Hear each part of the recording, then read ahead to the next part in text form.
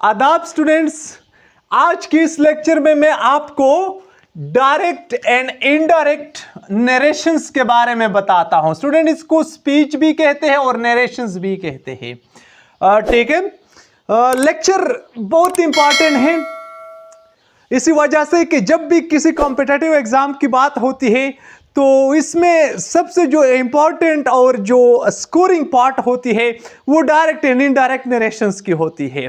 तो इसी वजह से स्टूडेंट्स आज एंड तक मेरे साथ रहिए। अगर वीडियो अच्छा लगा तो लाइक करना और चैनल को सब्सक्राइब करना कभी भी ना भूलिए।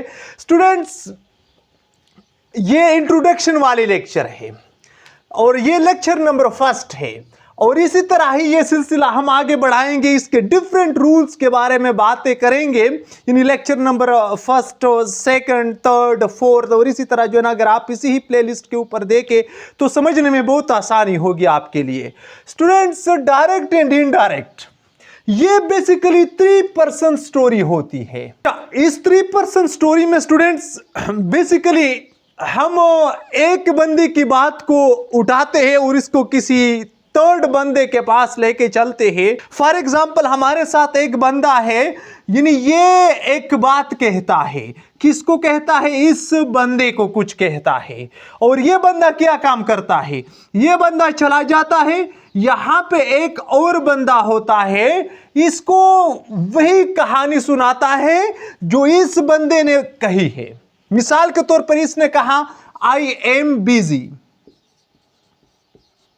अब आप इसको देखिए स्टूडेंट, यहां पे इस बंदे ने ये बात कही और इस बंदे ने इसकी बात सुनी। अब ये बंदा क्या काम करेगा? ये चला जाएगा, इस बंदे को बताएगा कि आई एम बिजी। यानी ये दो तरीकों से बताएगा, या तो डायरेक्ट स्पीच में बताएगा या इनडायरेक्ट स्पीच में बताएगा। ठीक है स्टूडेंट्स, यानी यही दो तरीके हैं।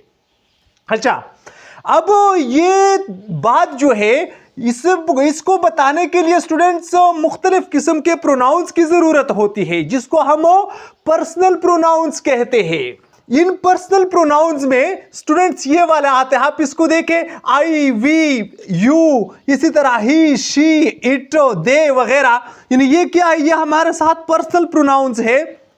इसके फिर जो है ना हमारे साथ तो पोजेसिव केसेस होते हैं, जिस तरह के माई है और जिस तरह के और है, और इसी तरह इसके ऑब्जेक्टिव केसेस भी होते हैं, यानी मी है और अस है, ये इसके ऑब्जेक्टिव केसेस होते हैं। यू का स्टूडेंट पोजेसिव केस यूअर है और इसी तरह यूअर्स। ही, शी, इट, दे, आप इसको देखें, इसके पोजेसिव केसेस यानी हीज, हर है शी का, और हमारे साथ इट का इट्स है।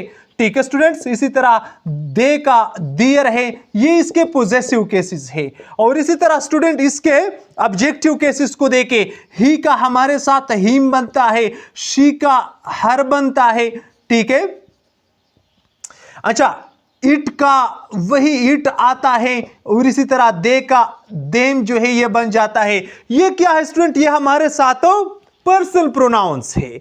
अच्छा, इसकी तब्दीलियां होती है किस चीज की वजह से? कि यहां पे क्योंकि हम इसकी बात को जो है ना, ये इसकी बात सुनता है बी वाला, और फिर उसकी बात जो है ना यहां पे सी किसी थर्ड बंदे को बताई जाती है। तो इसको समझाने के लिए, इसको बताने के लिए यानी इन प्रोनाउंस की जरूरत होती है, जिसको हम पर्सनल प्रोनाउंस कहते हैं। ठीक है स्टूडेंट्स, अच्छा, ये बात तो इसने कही कि आई एम बिजी, इसने सुनी और इसने यहां पे ले आई ये बात, तो उसने यानी इसको ये या तो डायरेक्ट स्पीच में कहेगा, यानी डायरेक्ट स्पीच में किस तरह कहेगा? ये कहेगा यानी ही सेड, यानी बी कहेगा, किसको कहेगा? इसको कहेगा, यानी ही सेड, यानी ये बात, ही सेड कौन है? ये वाला, यानी इसने कहा था। ठीक है स्टूडेंट्स, इस हिस्से को हम क्या कहते हैं? इसको हम रिपोर्टिंग स्पीच कहते हैं। अच्छा, इस वाले हिस्से को स्टूडेंट हम क्या कहते हैं? इसको हम रिपोर्टेड स्पीच कहते हैं। तो ये बात तो उसने डायरेक्ट में कही, he said I am busy. अब यहां पे स्टूडेंट सवाल बनता है कि हम क्यों इसके इनडायरेक्ट बनाते हैं? इसी वजह से हम बनाते हैं कि अगर इस बंदे ने इसको बताया कि he said I am busy, तो अब ये बंदा हो सकता है कि ये तशवीश में, यानी टेंशन में पड़ जाए, क्राइसिस में, कि आई एम बिजी, कौन बिजी है? बी बिजी है या ये वाला बिजी है? यहां पे कुछ जो है ना वो क्राइसिस हो सकते हैं, यानी सी वाले बंदे को, इसको, थर्ड पर्सन को। ठीक है स्टूडेंट्स, क्योंकि इसने बात कुछ इस अंदाज से बताई कि आई एम बिजी, इसको पता अब नहीं चलेगा सी को कि ये आई का जो प्रोनाउन है ये इस बंदे ने अपने लिए यूज किया या इस बंदे के लिए यूज किया। इसी वजह से स्टूडेंट्स जरूरत पड़ती है कि हम इनडायरेक्ट सेंटेंसेस को भी बनाएंगे जब हम अंग्रेजी की बात करते हैं, समझने की, सीखने की बात करते हैं, या बात को डिलीवर करने की जो है ना जब हम सोचते हैं तो लाजमी इनडायरेक्ट बनाने की भी जरूरत पड़ती है। अब इसका हम इनडायरेक्ट किस तरह बनाते हैं, आप इसको देखें, ही सेड को आप बिल्कुल इसी तरह नीचे ले आए, इसके बाद यानी ये जो कामा है और ये जो कोटेशन मार्क है इसको आप किस चीज की मदद से उड़ाएंगे, दैट की मदद से। ये सारी जो ना पॉइंट्स में आगे जाके एक एक यानी रूल के ऊपर बात करेंगे, इसमें मैं आपके लिए क्लियर करूंगा। ही सेड दैट, अब देखिए स्टूडेंट आप इसको देखें, ये आपका सब्जेक्ट के मुताबिक बदलेगा, यानी रिपोर्टिंग स्पीच का जो सब्जेक्ट होता है इसके मुताबिक ये चेंज होगा। He said that, he am से वाज बनेगा, दैट ही वाज बिजी। तो कुछ इसी तरह स्टूडेंट आप इसकी सेंटेंसेस बनाते हैं। He said I am busy, he said that he was busy. अब मिसाल के तौर पर आपके लिए यहां पे टेंशन होगा कि आपने एम से वाज क्यों बनाया। ये सारे points lecture number 2nd, 3rd और 4th इसमें जो ना मैं आपके लिए एक एक को क्लियर करूंगा। तो इतना आप समझे कि ये जरूरत है। क्यों जरूरत है? क्योंकि यहां पे तो ये वाला जो बंदा जो था 3rd पर्सन जिसको बात बताई थी बी ने, ये क्राइसिस में था, इसको हमने क्राइसिस से निकाला किस चीज की मदद से, यानी इनडायरेक्ट स्पीच की मदद से। ये तो डायरेक्ट स्पीच थी, हमने यहां पे इनडायरेक्ट कर दी। इसको हमने क्या किया, इसको हमने स्टूडेंटों अंडरस्टैंडेबल बनाया। तो स्टूडेंट आप इसको अब देखें, he said I am busy, उसने कहा मैं मसरूफ हूं। बात करने वाला मसरूफ है या जिसने बात कही है? लेकिन यहां पे he said that he was busy, यानी उसने कहा कि वो मसरूफ है, मतलब है कि ये वाला मसरूफ है। अब बात स्टूडेंट हद दर्जे आसान हो गई, किसके लिए? इस बंदे के लिए बात आसान हो गई। ठीक है, इसी वजह से हमारे लिए जरूरी है कि हम डायरेक्ट से इनडायरेक्ट को भी जो है ना लाजमी सीखें। अच्छा आगे एग्जाम्पल को देखे स्टूडेंट, यहां पे he said to me you will pass the test, he said to me। अच्छा इस बंदे ने एक बात कही है, कौन सी बात कही है? इस बंदे को बताई है, अब यह बंदा किसी और को सुनाएगा। You will pass the test, you will pass the test, सुनने वाला टेस्ट को पास करेगा या बी ये बात करने वाला टेस्ट पास करेगा?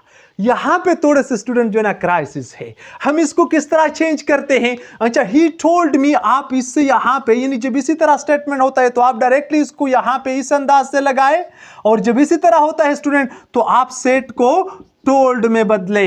ही टोल्ड मी, अब देखिए दैट की मदद से जो ना हम ये कोटेशन मार्क और ये कामा उड़ाएंगे, दैट। अच्छा ही टोल्ड मी दैट, यू को आप ये 2nd पर्सन प्रोनाउन है, ये आप इसको जो है ना रिपोर्टिंग स्पीच के ऑब्जेक्ट के मुताबिक चेंज करेंगे। ही टोल्ड मी दैट आई, अब आई के साथ जो है ना आप विल से वुड बनाएंगे, that I would pass the test. ठीक है स्टूडेंट, तो इसी तरह आप इसके सेंटेंसेस बनाएंगे। He said to me you will pass the test, he told me that I would pass the test. तो इसी तरह स्टूडेंट ये बात जो है ये अंडरस्टैंडेबल बन गई।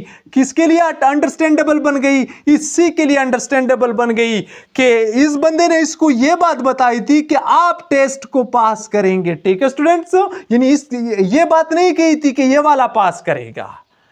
अच्छा नेक्स्ट एग्जांपल को देखे, Sara said to me your brother abused me. तो स्टूडेंट आप इसको किस तरह चेंज करेंगे?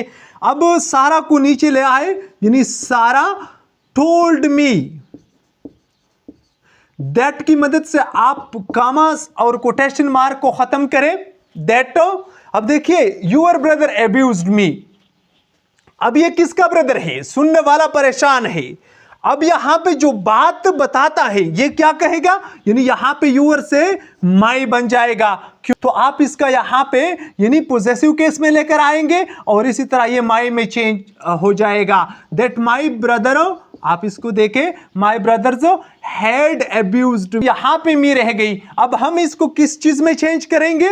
अब ये फर्स्ट पर्सन है, तो ये जो फर्स्ट पर्सन है तो ये आपका सब्जेक्ट के मुताबिक चेंज हो जाएगा। ठीक है स्टूडेंटों, ये मैं आपको बताता हूं ये रूल्स।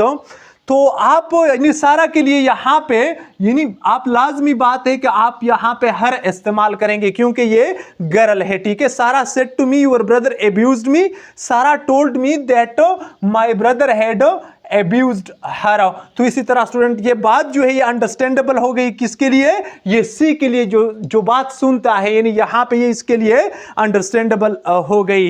तो आप स्टूडेंट अच्छा इतना समझने की कोशिश करें। यहाँ पे एक और भी एडिशन आपके नॉलेज में करता हूं कि आप ये फर्स्ट पर्सन जो है ये आप यानी आपके लिए जब यहाँ पे आ जाता है रिपोर्टेड स्पीच में, तो आप इसको किस चीज में चेंज करें? अगर फर्स्ट पर्सन है तो ये आप सब्जेक्ट के मुताबिक चेंज करें। ठीक है स्टूडेंट, आप इसको देखें, सब्जेक्ट के मुताबिक चेंज करें। अगर रिपोर्टेड स्पीच में यहां पे प्रोनाउन जो है ये आपके लिए सेकंड पर्सन है, देखिए आप इसको देखें सेकंड पर्सन, तो आप इसको किस चीज में चेंज करें? तो ये आप इसके ऑब्जेक्ट है उसके मुताबिक चेंज करें। ठीक है स्टूडेंटों, यानी ऑब्जेक्ट के मुताबिक। मिसाल के तौर पर यहां पे हमारे साथ ऑब्जेक्ट मी है तो ये सेकंड पर्सन है, तो इसको हमने किस चीज में चेंज किया है? यानी सेकंड पर्सन को हमने इस ऑब्जेक्ट के मुताबिक चेंज किया है। ठीक है स्टूडेंट, आप इसको देखें, यू जो है ये सेकंड पर्सन है, आई और वी जो है ये फर्स्ट पर्सन है, इसको आप सब्जेक्ट के मुताबिक चेंज करेंगे। आई को देखें ये हमारे साथ तो फर्स्ट पर्सन है, तो आप इसको इसके सब्जेक्ट के मुताबिक चेंज करेंगे, नहीं रिपोर्टिंग स्पीच के सब्जेक्ट के मुताबिक। यहां पे स्टूडेंट हमारे साथ सेकंड पर्सन है, तो सेकंड पर्सन को हमने रिपोर्टिंग स्पीच के ऑब्जेक्ट के मुताबिक चेंज किया। अच्छा, जब बात होती है स्टूडेंट थर्ड पर्सन की, तो थर्ड पर्सन को आप किस चीज के मुताबिक चेंज करेंगे? ये नेवर चेंज होता है, ये कभी भी आप चेंज नहीं करेंगे। ठीक है स्टूडेंट, यानी फर्स्ट पर्सन अगर रिपोर्टेड स्पीच में आया यहां पे आपके लिए, तो इसको आप यानी रिपोर्टिंग स्पीच के सब्जेक्ट के मुताबिक चेंज करेंगे। यानी ये देखिए, अगर सेकंड पर्सन आया आपके लिए यानी रिपोर्टेड स्पीच में, तो आप इसको रिपोर्टिंग स्पीच के ऑब्जेक्ट के मुताबिक चेंज करेंगे। लेकिन अगर रिपोर्टेड स्पीच में आपके लिए कोई थर्ड पर्सन आया, ये थर्ड पर्सन है, ही, शी, इट, दे, हिज, हर वगैरह, तो फिर आप इसको चेंज ना करें, यानी इसमें कोई तब्दीली नहीं होती है। तो ये तो स्टूडेंट आज का थोड़ा बहुत इंट्रोडक्शन हो डायरेक्ट एंड इनडायरेक्ट स्पीच का या नरेशंस का। मैं उम्मीद करता हूं कि आपको कुछ न कुछ ज़रूर समझ में आया होगा। मेरे साथ रहने का बहुत बहुत शुक्रिया। अल्लाह हाफिज़।